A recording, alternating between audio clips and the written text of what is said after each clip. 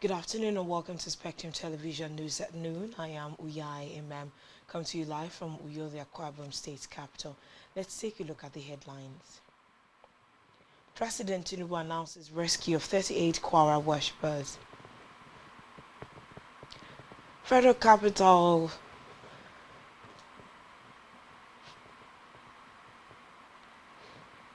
FCTA begins promotion exams for 8,000 workers on Tuesday. In other news, Israel reportedly kills top Hezbollah official in first attack on Peru. We'll bring you the details of these stories and more in a moment.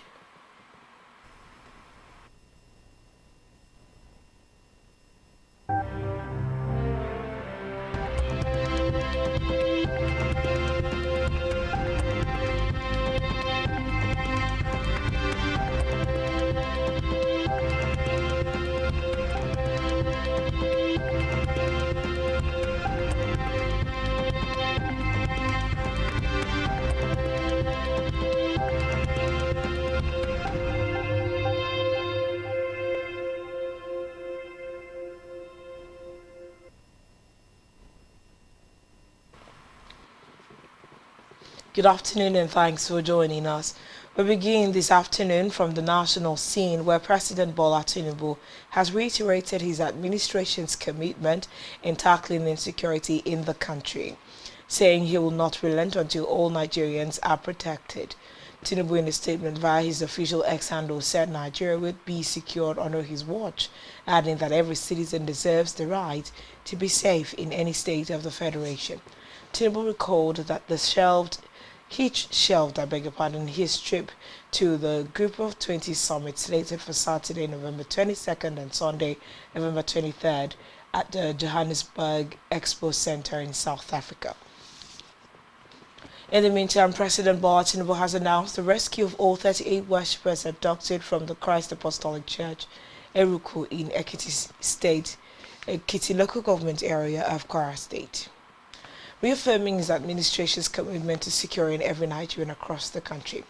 In a post on his verified X handle, the president said the development followed days of coordinated operations by security agencies, which he had personally supervised after cancelling his scheduled trip to the G20 summit in Johannesburg, South Africa. The president also confirmed the recovery of 51 of the students abducted from a Catholic school in Niger State, noting that he continues to monitor nationwide security developments through constant updates from the operational commanders in the field. Expressing determination to sustain the pressure on criminal elements, President Tinubu assured citizens of his unwavering resolve to protect lives and restore stability. The president commended the security forces for their efforts and pledged that the government would continue to strengthen intelligence, response capabilities and interagency coordination in the ongoing fight against banditry, terrorism and other threats.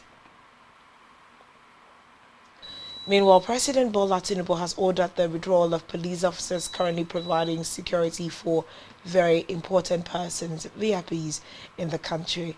The presidential directive was issued at the security meeting President Tinubu held with the police, Air Force, Army chiefs, and the Director General of the Department of State Services in Abuja. According to the presidential directive, VIPs who require police protection will now request well-armed personnel from the Nigeria Security and Civil Defense Corps. The statement said that in view of the current security challenges facing the country, Tinubu is desirous of boosting police presence in all communities.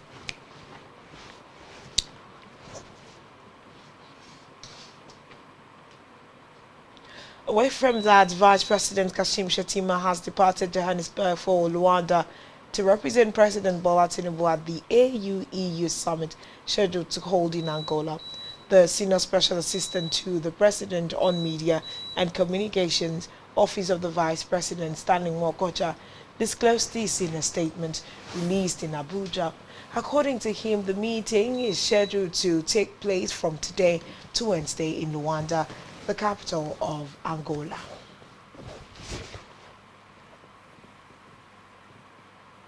The Federal Capital Territory Administration says over 8,000 civil servants would write their computer-based test promotion examinations from Tuesday, November the 25th, 2025. Disclosing this in a statement, the chairman of the FCT Civil Service Commission, Emeka Eze, said the exam would be for staff across 165 different cadres in the administration and the Federal Capital Development Authority, adding that the exams will run for 5 days, ending on Sunday. Meanwhile, more than 8,000 civil servants in the Federal Capital Territory Administration will sit promotion examinations this week. Recall that on August 26, 2025, the Senior Special Assistant to the FCT Minister on Public Communication and News Media, Larry Olainka, announced the release of results from the first ever computer-based promotion examination conducted on the 12th of August, 2025. In another development, the federal government, through the Yalil Ahmed Renegotiation Committee, is set to convene meetings for today, November the 24th, 2025, and Tuesday, November 25th, 2025, in a bid to avert the looming strike by the Academic Staff Union of Universities.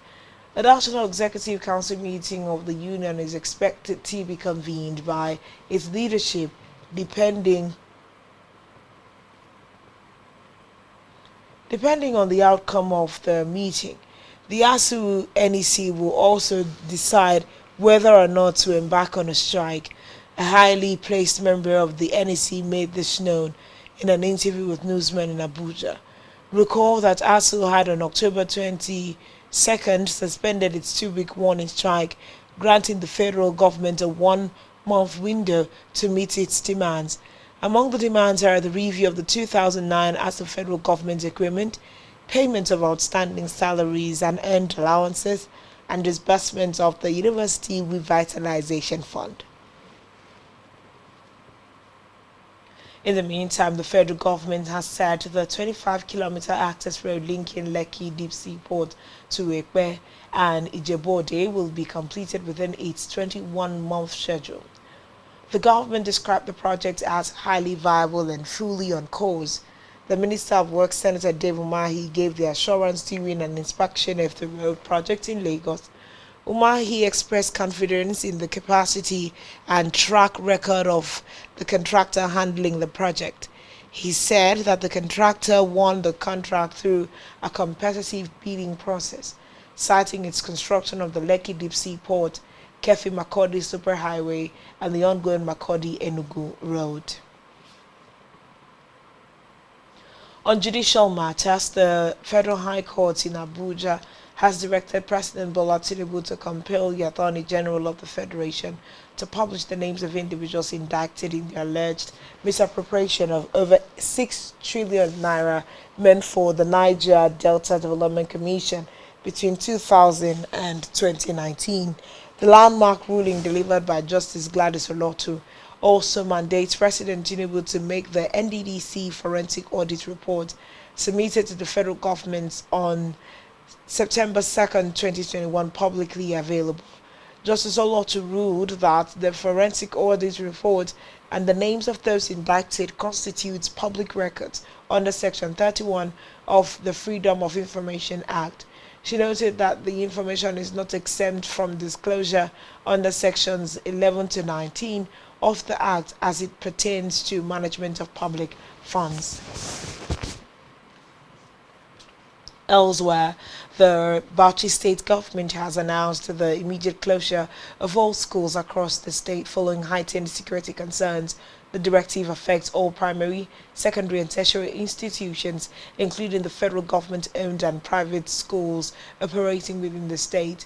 The announcement was contained in a statement issued by the Information and Public Relations Officer of the State Ministry of Education, Jalaluddin Usman. According to him, the decision was reached after extensive consultations and in response to what he described as overwhelming security concerns affecting the safety of students, teachers, and school communities across the state.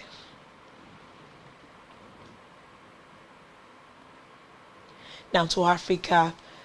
Catholic Pope Leo XIV has called for the immediate release of students and priests kidnapped in recent days in Nigeria and Cameroon. Speaking in St. Peter's Square yesterday, the Pope said he had learned with immense sadness the news of the kidnappings of priests, faithful and students. He appealed for their immediate release, calling on the competent authorities to take appropriate and timely decision to secure their liberation. The Pope therefore urged everyone to pray that churches, schools might never be the target of violence.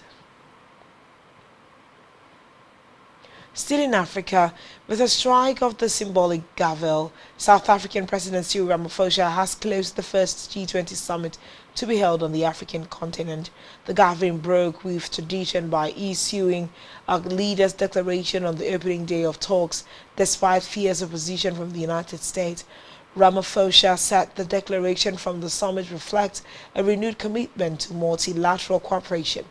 In his closing speech, Ramaphosa noted that the summit had taken place at a crucial time as calls around the world grew louder for progress on the imperatives of today. He added that the declaration showed that their shared goals outweighed their differences and is a commitment for concrete actions to improve the lives of people all over the world. On the foreign scene, Secretary of State Marco Rubio has said that a tremendous amount of progress has been achieved in talks to finalize the U.S. proposed peace plan to end the Russia-Ukraine war. Rubio said this after meeting Ukrainian and European negotiators in Geneva, Switzerland. Ukraine and its European allies had expressed concern over the leaked proposals, seen as favoring Russia and welcomed by Vladimir Putin as the basis for settlement. Meanwhile, Zelensky said Ukraine might face a very difficult choice, either losing dignity or risk losing a key partner. Still on the foreign scene, Israel's military has reportedly killed a senior member of the militant group Hezbollah in an airstrike on the southern suburbs of the Lebanese capital Beirut. Despite a ceasefire, Lebanon's health ministry said at least 5 people were reportedly killed and 28 others wounded in the strike, which hit an apartment building in the densely populated Daher district. Hezbollah confirmed Tabtabai's death, adding that Israel had crossed a red line in carrying out the strike.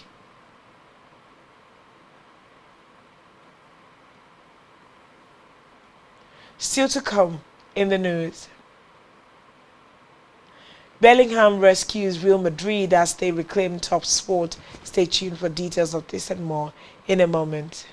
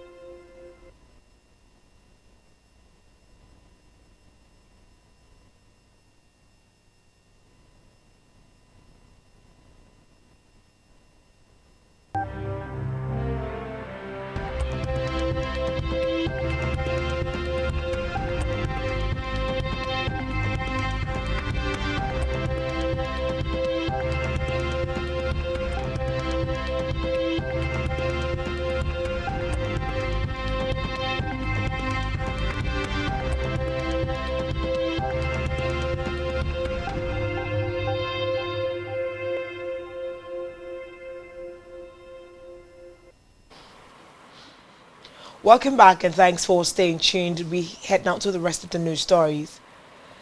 In the world of business, in a bid to reduce carbon emissions to the barest minimum in the nation's maritime sector, the Nigerian Maritime Administration and Safety Agency (NIMASA) has showcased a pioneering public-private partnership model for African maritime decarbonization With the establishment of the Nigerian Maritime Continuous Emissions Monitoring System at the 2025 United Nations Framework Convention on Climate Change in Belém, Brazil, according to a statement by the Deputy Director Head, Public Relations at NIMASA, Osagie Edward. The agency made the presentation on the sidelines of the conference at an event it hosted. The statement added that the event highlighted Nigeria's commitment to advancing the International Maritime Organization's energy transition strategies through digital innovations. Speaking at the event, the Director General of NIMASA, Dr. Dayo Mobiora, said that the agency has been consistent in its efforts for energy transition in the maritime industry in Nigeria, which has led to the Pioneer Initiative.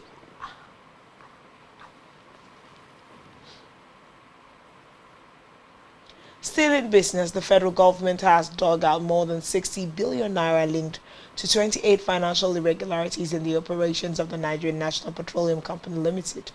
A breakdown of the transactions published in the Auditor General's 2022 Annual Report on Non-Compliance Volume 2 listed the undocumented questionable payments involving 30.1 billion naira, $51.6 million, 14.3 million pounds, and 5.17 million euros. The total amounts to about 61.1 billion naira when converted to naira. The report accuses NNPC Limited of unauthorized environment, tax infractions, irregular procurement, abandoned projects, weak internal controls, and unsubstantiated settlements. The report has been transmitted to the National Assembly. According to the audit, a total of 14,322,420 pounds and 59 pence was spent by the Foreign Office during the period under review, covering personnel cost, fixed contract expenses, and other operational needs. However, the Auditor General warned that the failure to provide documentation points to weaknesses in the internal control system of NNPC Limited, exposing organization to the risks of diversion and misappropriation of public funds.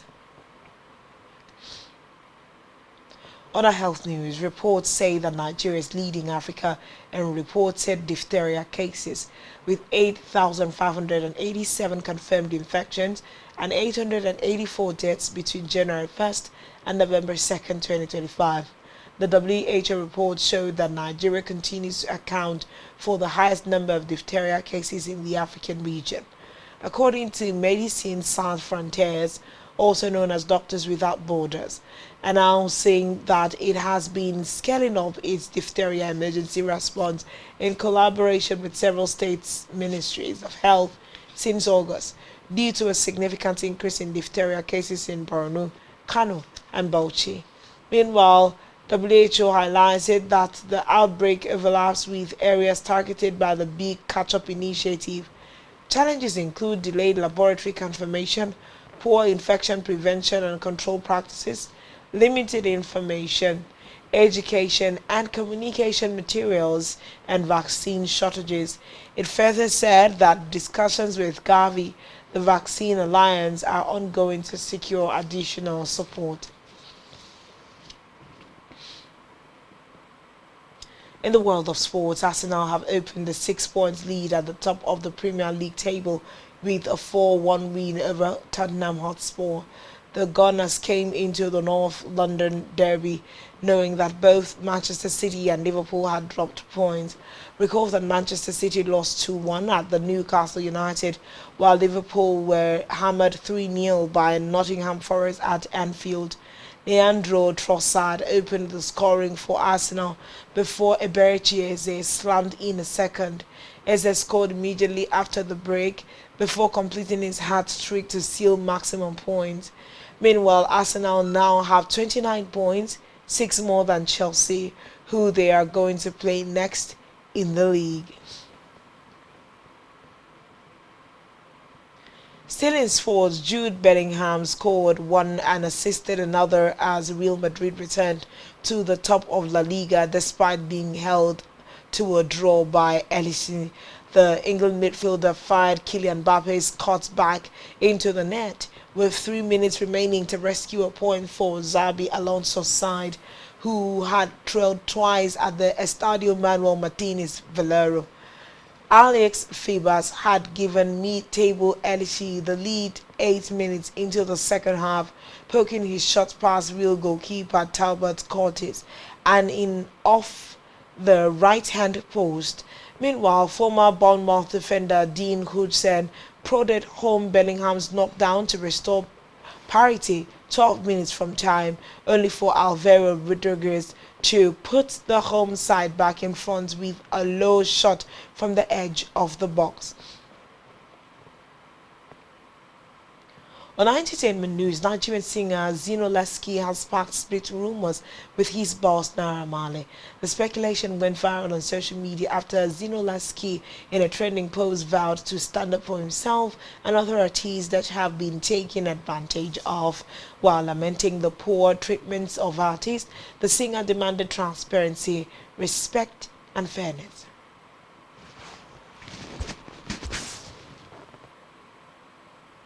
And that's all we have for you at this time. Do well to follow us on social media, subscribe to our YouTube channel, all of which you can find on our website, spectrumtvlive.ng. You have been watching Spectrum Television News at 12. I am Uyai MM. Thanks for watching. Do enjoy the rest of your day. Good afternoon.